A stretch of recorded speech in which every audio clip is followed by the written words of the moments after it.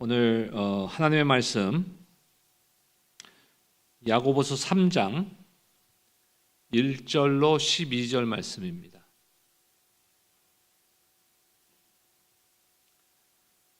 저와 여러분들 한 절씩 교독하도록 하겠습니다. 제가 1절 말씀 읽겠습니다. 내 형제들아, 너희는 선생된 우리가 더 큰 심판을 받을 줄 알고 선생이 많이 되지 말라.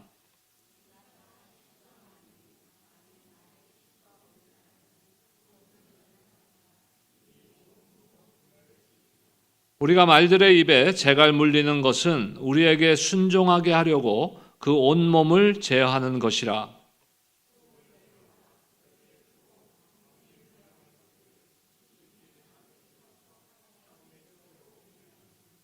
이와 같이 혀도 작은 지체로 돼 큰 것을 자랑하도다. 보라, 얼마나 작은 불이 얼마나 많은 나무를 태우는가.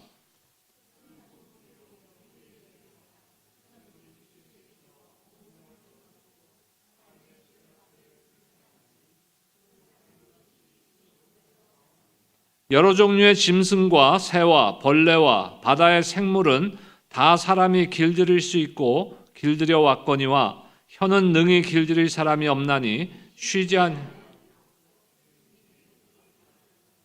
이것으로 우리가 주 아버지를 찬송하고 또 이것으로 하나님의 형상대로 지음을 받은 사람을 저주하나니.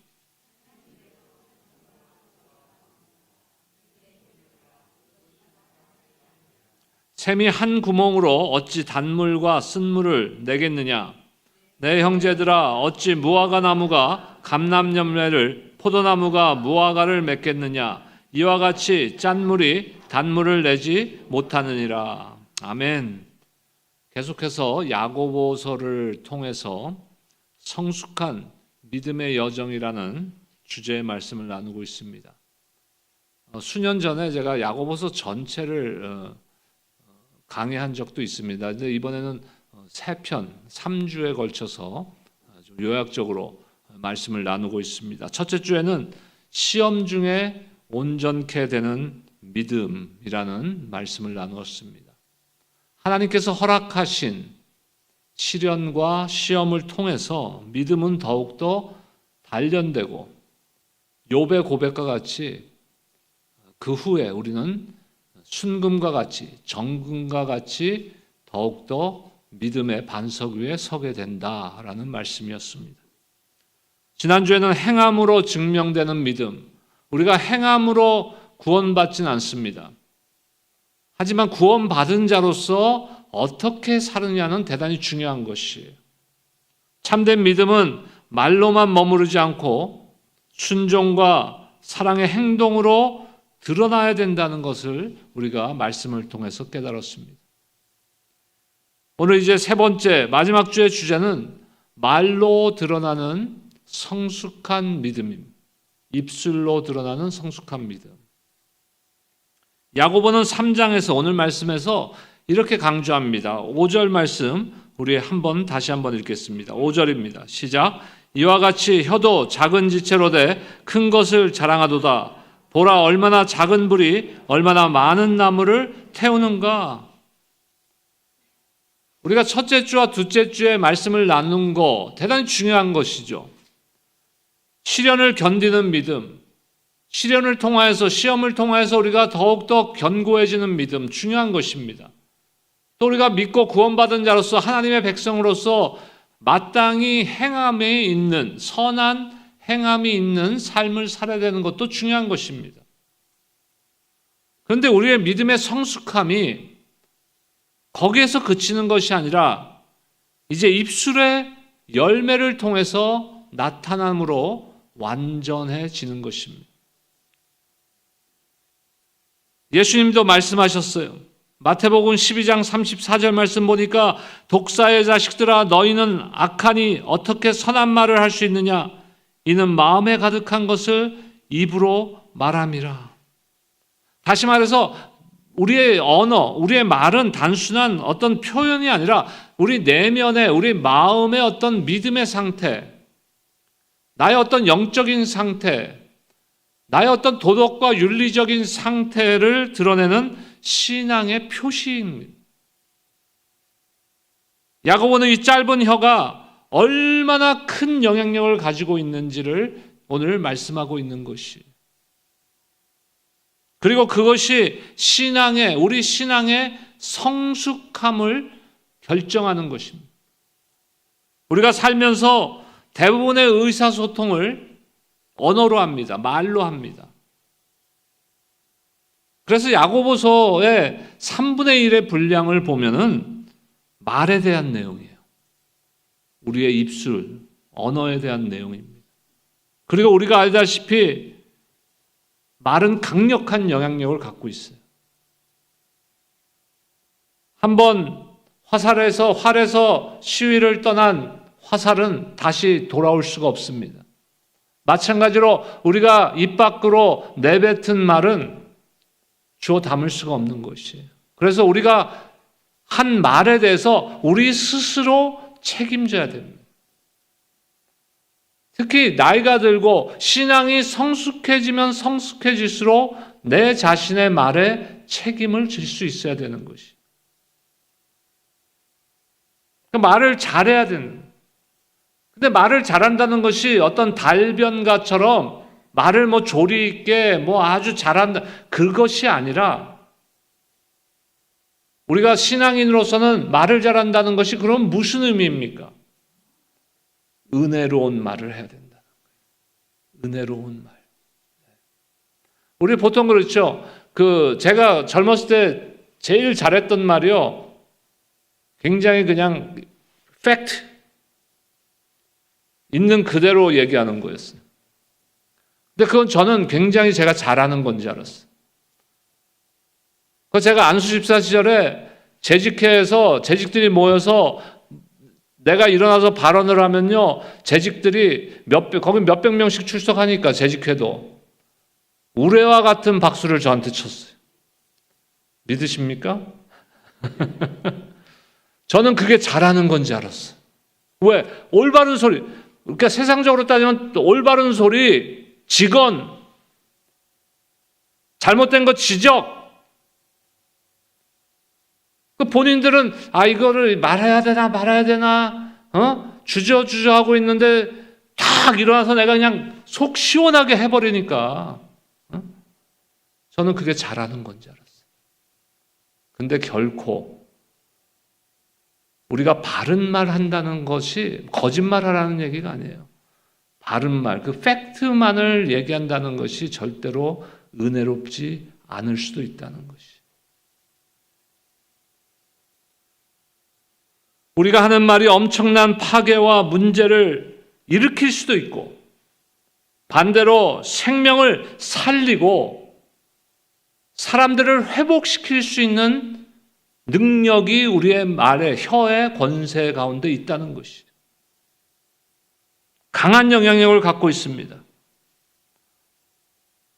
첫 번째 우리가 생각해 볼 문제는 이것이에요. 말이 얼마나 강한 것인가. 아까 5절 말씀 읽었는데 다시 한번 보겠습니다. 이와 같이 혀도 작은 지체로 돼 큰 것을 자랑하도다. 보라 얼마나 작은 불이 얼마나 많은 나무를 태우는가. 이 캘리포니아의 이 산에 가보면요, 산불 난 그 흔적들이 여러 군데 있어요. 국립공원 같은 데 가도 마찬가지고. 근데 그 불이 처음에 시작될 때는 작은 불로 시작되는 거예요. 근데 말도 안 되는 엄청난 면적의 산에 그 수백 년 된 나무들을 다 태워버리는 거예요. 마치 그와 같이 우리의 혀가, 우리의 언어가, 우리의 말이 그 정도로 파괴력이 있다는 것이에요. 한마디 말이 관계를 무너뜨리고 공동체를 불태우고 한 사람의 인생을 송두리째 바꿔놓을 수 있다는 것입니다. 그리고 또 말씀하십니다. 혀는 방향을 결정하는 배의 키와 같다 그랬어요. 배를 조종하면 키가 움직이면서 배의 방향이 바뀌는 거 아닙니까? 그와 같다는 거예요. 4절 말씀 보겠습니다. 함께 읽겠습니다. 시작. 또 배를 보라. 그렇게 크고 광풍에 밀려가는 것을 지극히 작은 키로서 사공의 뜻대로 운행하나니. 우리의 말이 작은 건 것 같지만 엄청난 영향력을 끼칠 수 있다는 것입니다. 우리의 말 한마디가 다른 사람의 인생의 방향을 바꾼다는 것이. 칭찬은 사람을 세우지만 비난은 사람을 무너뜨립니다. 제가 굉장히 칭찬에 인색한 사람 아닙니까? 그래서 우리 동역자들이 가끔 그냥 웃으면서 불만을 토로해요. 목사님 칭찬 좀 해주세요.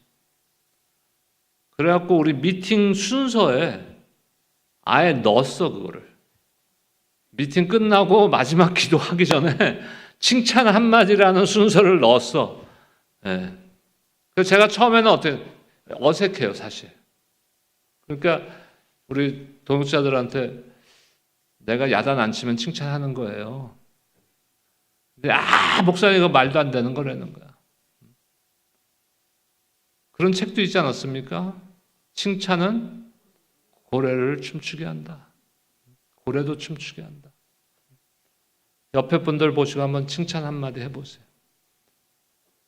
왜 안 보고 할 말이 없어요? 근데 이런단 말이에요. 한국 사람들, 많은 사람들이 저 같은 성격을 가진 사람들을 위시해서 대부분 뭐 칭찬할 게 있어야 칭찬하지. 하나님이 우리를 구원할 만해서 구원하셨습니까? 우리를 사랑할 만큼의 우리가 자격이 있어서 하나님 우리를 사랑하셨습니까? 그걸 생각하셔야 되는 거예요. 상대방한테 자꾸 칭찬거리가 없어를 찾지 마시고 칭찬한 거를 찾아보세요. 왜 없겠어요? 있어요. 분명히 있습니다. 지난주에 우리가 아마 처음 오래전에는 해봤던 것 같아요. 팔락이란 걸 해봤어요. 팔락인 걸. 근데 처음엔 좀 불안했죠? 왜냐하면 무슨 메뉴를 정한 것도 아니고. 제가 미국 목사님들하고 미팅들을 할 때 팔락을 가끔 하는데 보통 한국 사람들이 팔락할 때는 뭐 이렇게 적어서 사인업하라 그러단 말이에요. 메뉴를 적어갖고 거기서 나는 뭐 해올게요, 뭐 해올게요. 근데 미국 목사님들하고 하는데 그런 걸 안 적더라고. 그냥 몇 월 며칠 날 우리 미팅하는데 저녁 간단하게 팔락해서 먹을 거예요. 그러면 각자 가져오는 거야. 걱정이 되는 거야. 전부 다 디저트만 가져오면 어떡하지? 왜? 나는 디저트 가져갈 거거든. 근데 가서 보면은 안 그래요. 지난주에도 보세요. 메뉴 안 정했잖아. 이 샐러드서부터 디저트까지 아주 밑반찬까지 아주 다양한 음식을 그래서 지금 기도 중이에요. 이걸 매주 할까? 좋지 않았어요? 몇몇 분이 매주 수고하잖아요. 근데 우리가 뭐 매주 하는 건 좀 제가 그냥 한번 해본 소리고 어쩌다 한 번씩 우리가 각자 이렇게 음식 해와서 나눠 먹는 거 얼마나 아름답습니까? 그래서 지난주에 또 수고하신 분들 칭찬합니다. 칭찬하는 거예요, 지금 제가. 하지만 반대로 우리가 비난하고 비판하고 지적하고 이런 것은요, 사람을 무너뜨려요. 오래전에 저희 둘째가 중등부에 있을 때, 중학생일 때, 거기 중등부 전도사님이 주중에 나랑 운동을 같이 했는데, 영어권 형제인데, 운동을 같이 하는데 나한테 그래요. 목사님, 이렇게 야단치지 마세요, 그래. 잔소리하지 말라는 얘기야, 애들한테. 애들이 잔소리해서 변했으면, 애들이 야단쳐서 변한다면은 안 변할 애들이 어디 있어요? 절대로 안 변한다는 거예요. 한쪽 귀로 듣고 한쪽 귀로. 우리 어렸을 때 그러지 않습니까? 부모님이 나를 야단쳐요. 그러면 뭐 내가 초등학교 다니고 중학교 다닐 때 이걸 명심해야지 하는 아이들이 과연 몇 %나 있을까요? 거의 대부분 또 엄마 또 잔소리야. 안 고쳐진다는 거예요. 어른들도 마찬가지예요. 저와 여러분들이 하나님의 말씀을 몰라서 변화되지 않습니까? 매주 말씀 듣고 또 요새는 유튜브 온라인만 들어가면은 인터넷만 들어가면 전 세계에 유명하다면 유명한 설교가들 설교 다 들을 수 있잖아요. 그런데 변하질 않아. 그러니까 가르침으로 변하는 게 아니라는 것이에요. 그러니까 우리가 말로 지적하고 말로 가르치는, 오늘도 말씀하셨잖아요. 너희들이 많은 선생이 되지 말라. 속이 답답하죠? 저도 무지하게 답답한 사람이에요. 아유, 어떻게 가르치지? 어떻게 고치지? 어떻게 이분들을 변화시키지? 그런데 가르쳐서 학교에서 무슨 선생님이 가르치듯이 가르쳐갖고 사람들이 변하지 않는다는 것을 저도 목회하면서 점차적으로 더 깨닫게 되는 거예요. 그러니까 변화시킬 수 있는 분은 하나님이죠. 하나님의 말씀 가운데 말씀과 성령의 강권하심의 은혜가 나한테 임해야 내가 변화되는 거예요. 근데 우리는 못 참고 집사님 그렇게 하면 안 돼요. 지적하고 가르치고 그 사람에게는 상처가 되는 거예요. 상대방에게는. 우리의 말 한마디에 관계가 살아날 수도 있고 말 한마디에 공동체가 무너질 수도 있는 것이에요. 오늘 말씀에서 또 뭐라 합니까? 혀는 불과 같다 그랬어요. 아까 제가 산불 예를 들었잖아요. 불과 같다 그럽니다. 6절 말씀 보겠습니다. 함께 읽겠습니다. 시작. 혀는 곧 불이요 불의의 세계라. 혀는 우리 지체 중에서 온몸을 더럽히고 삶의 수레바퀴를 불사르다니 그 사르는 것이 지옥불에서 나느니라. 작은 불씨 하나가 산을 태우듯이 무심코 던진 말 한마디가 가정을 무너뜨리고 일터를 무너뜨리고 관계를 무너뜨리고 교회를 무너뜨릴 수 있다는 것이에요. 한순간의 분노, 한순간의 무책임한 말 한마디, 비난의 말은 하나님의 영광을 가립니다. 그러니까 우리가 생각할 때 어떻게 말해요? 말을 잘해야 된다고 아까 말씀드렸잖아요. 은혜롭게 해야 된다. 그럼 뭡니까? 간단하게 생각하면 돼요. 내가 이 말을 했을 때 이것이 하나님께 영광이 되는가? 그게 기준이에요. 요즘과 같이 특히 만나서만 얘기하는 시대가 아니잖아요, 지금은. 만나서 대화하는 시간보다 사실은 컴퓨터나 전화기로 인터넷과 SNS로 대화하는 게 훨씬 많은 시대에 우리는 살아가고 있어요. 그러니까 넘쳐나는 거예요. 말이 넘쳐나요. 더군다나 이렇게 얼굴을 대면하면 사실 그렇잖아요. 좀 하고 싶은 말도 좀 주저할 수 있어요. 참을 수 있어요. 절제할 수 있어요. 사람의 얼굴을 보면은. 근데 인터넷이나 SNS는 얼굴을 보고 하는 게 아니잖아요. 상대방의 얼굴을 안 봐. 상대방도 나를 몰라. 내 얼굴을 몰라. 그러니까 막 적는 거야, 그냥. 막 비난의 글 막 적는 거야. 그게 사실이든 아니든 상관없어. 내 기분대로 막 때려 적는 거야, 거기다. 그 사람이 그 글을 읽고 자살을 하든 어쨌든 상관없는 거 막 때려 적는 거예요. 근데 우리가 성숙한 믿음의 신앙인들이라면은 그래서는 안 되는 거죠. 야고보가 경고하는 이유는 단순히 말을 조심하라는 교훈뿐만이 아니라 말의 책임을 하나님의 관점에서 보라고 말씀하시는 거예요.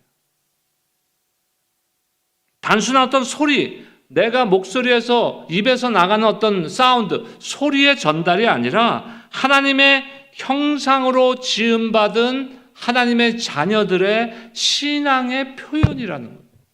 신앙의 표현. 하지만 오늘 두 번째, 야고보를 통해서 말씀하시는 건 하지만 통제가 불가능하다는 거예요. 우리의 혀가 통제가 불가능하다는 거예요. 7절과 8절 말씀 보겠습니다. 함께 읽겠습니다. 시작. 여러 종류의 짐승과 새와 벌레와 바다의 샘물은 다 사람이 길들일 수 있고 길들여 왔거니와 혀는 능히 길들일 사람이 없나니 쉬지 아니하는 악이요 죽이는 독이 가득한 것이라. 사람은 동물을 길들이고 자연을 통제하지만 우리 자신의 혀만큼은 통제할 수 없다고 말씀하는 거예요. 그렇다면 혀를 절제할 수 있는 방법이 없다는 것입니까? 그게 아니죠. 내 힘으로는 그게 어렵다는 것을 말씀하는 것이죠.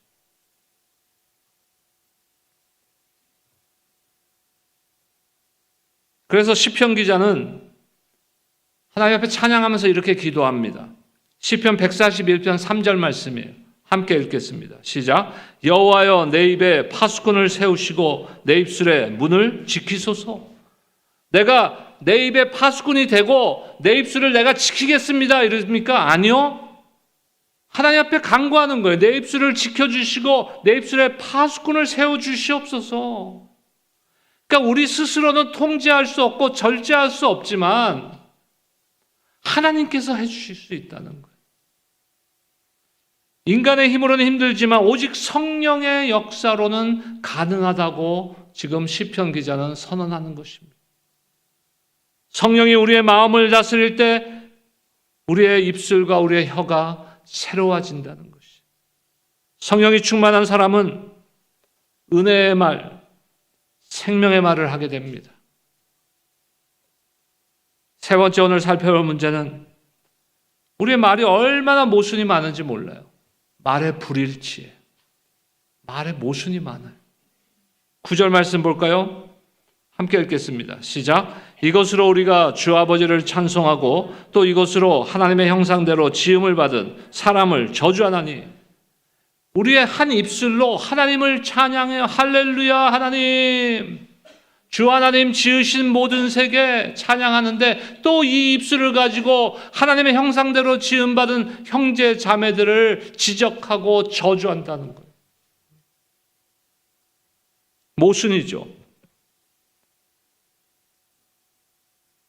그래서 뭐라고 선언합니까? 11절과 12절 말씀 보겠습니다. 함께 읽겠습니다. 시작. 샘이 한 구멍으로 어찌 단물과 쓴물을 내겠느냐? 내 형제들아 어찌 무화과 나무가 감람열매를 포도나무가 무화과를 맺겠느냐? 이와 같이 짠물이 단물을 내지 못하느니라. 한 샘물에서 단물과 짠물이 동시에 나올 수 없듯이 한 입으로 특히 구원받은 하나님의 자녀된 우리가 우리의 입술로 한 입술로 하나님을 찬양하고 또 그 입술로 형제자매들을 저주하는 것은 절대적인 모순이라는 것이에요. 우리 신앙의 모순이라는 것입니다. 합당치 않다는 이야기입니다. 그래서 사도 바울도 이렇게 고백합니다. 에베소서 4장 29절과 31절 말씀이에요. 29절과 31절 두 절 함께 읽겠습니다. 시작. 무릇 더러운 말은 너희 입 밖에도 내지 말고 오직 덕을 세우는 소용되는 대로 선한 말을 하여 듣는 자들에게 은혜를 끼치게 하라. 너희는 모든 악독과 노함과 분냄과 떠드는 것과 비방하는 것을 모든 악의와 함께 버리고. 자, 우리의 이 이중성, 모순적 신앙의 모순들을 그만 한쪽으로 가야 되는 거예요.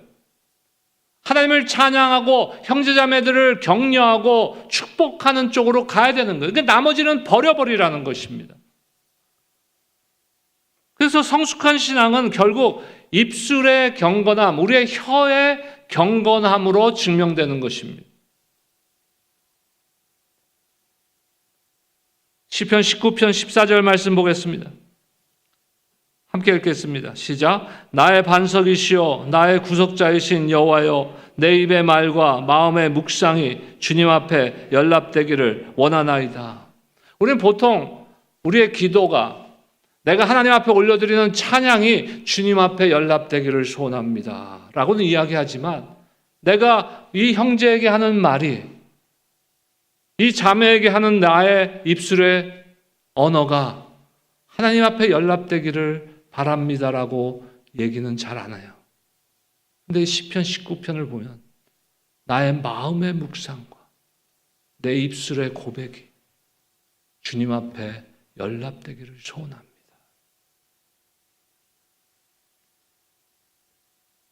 입술의 말은 어디서 나오는 겁니까? 내 마음 속에서 나오는 거예요. 마음에 화와 욕이 가득한 사람은요, 찌르면은 화와 욕이 나오는 거예요. 저 어렸을 때 창피한 얘기 하나 해드려요? 그렇게 좋아요? 목사가 창피한 얘기 하는 게? 대학을 졸업하고 저 미국에 왔어요. 미국에 유학을 왔어요. 1년 있다 방학 때 한국에 잠깐 여름방학 때 갔는데, 그때 이제 저는 군대를 안 갔으니 군대 갔다 온 그 친구들은 그때도 학교를 다니고 있는 거야, 대학을. 저는 졸업했지만. 그 학교 앞에 가서 이제 다니던 그 식당들이 있어요. 뭐 라면도 팔고, 뭐 국수도 팔고 이런 식당. 그래서 친구들하고 만나서 그 식당을 갔어요. 그러니까 졸업한 지는 한 2년 저는 넘었죠. 근데 그 식당 주인 아줌마가 저를 기억하는 거야. 이름은 기억 못해. 욕 잘하는 학생 아직도 졸업해 안 했어? 그러니까 그 어렸을 때 20살, 21살 이럴 때 내 안에 뭐가 있었어요? 욕과 화가 있는 거야. 근데 예수님 만나고 하나님을 예배하고 하나님을 찬양하면서 하나님 바꿔주시는 거예요. 근데 내가 말을 순화해야 되겠다, 말을 은혜롭게 해야 되겠다, 이것만 결심해갖고 바뀌는 게 아니라는 거예요. 내 마음속에 뭐가 있느냐. 여러분들과 제 마음 안에 항상 하나님을 찬양하며 형제자매들을 사랑하는 그 마음으로 가득하면은 우리의 입술의 고백이 그렇게 나올 수밖에 없는 거예요. 자, 또 시킵니다. 옆에 분들 보시고 진짜 사랑합니다 해보세요. 이거 봐, 못하는 거지. 아직 마음이 안 변해 있는 거야. 우리 집에 아들 둘에 저하고, 여자는 우리 와이프밖에 없잖아요. 사랑합니다 하는 얘기는 우리 와이프밖에 안 해. 우리 아이들 어렸을 때부터. 그러니까 새 남자는 아무도 엄마한테 사랑한다는 얘기를 안 하는 거야. 그래, 얼마나 그래. 제가 몇 년 전에 저희 아버지 소천하셨는데, 저희 아버지 왕관분이에요. 군인 출신에. 5대 독자에 본인밖에 모르는 분이에요. 내가 우리 아버지한테 마음속에 가득했는데 못한 게 있어요. 아버지 사랑합니다 말을 못했어. 한 번도 해본 적이 없기 때문에 평생 어렸을 때도 자라나면서 아버지하고 대화 속에서 아들아 사랑한다, 아버지 사랑해요, 이런 말을 한 번도 우리 집에서는, 그거는 뭐 하지 마 그러진 않았지만 거의 금기어야. 그거는 대화가 없어요. 그냥 밥 먹으면 밥만 먹는 거야. 오늘 반찬 맛있네. 근데 끝내 저는 우리 아버지 소천하시기 전까지 그 말을 못 꺼냈어요. 근데 어느 날 전화를 한번 드렸는데, 저희 아버지가 절대로 자식들한테 야, 너 사랑한다 이런 말을 평생 해본 적이 없는 분이에요. 90몇 살 동안. 근데 저한테 그러는, 김 목사 사랑한다. 지금도 제가 후회되는, 아직 저는 그거를 아버지 돌아가실 때까지 못해. 또 기회가 있겠지. 그러니까 마음을 또 주저하는 거야. 또 기회가 있겠지. 다음에 해드려야지. 아버지한테 다음에 해드려야지. 근데 어느 순간이 되면 기회가 없더라고요. 우리 함께 신앙생활하는 사람들도 마찬가지고 우리 가족들도 마찬가지 아닙니까? 내가 입술로 그들을 축복하고 그들에게 사랑의 언어를 할 수 있을 때 하는 거예요. 어느 순간이 되면 기회가 없어진다.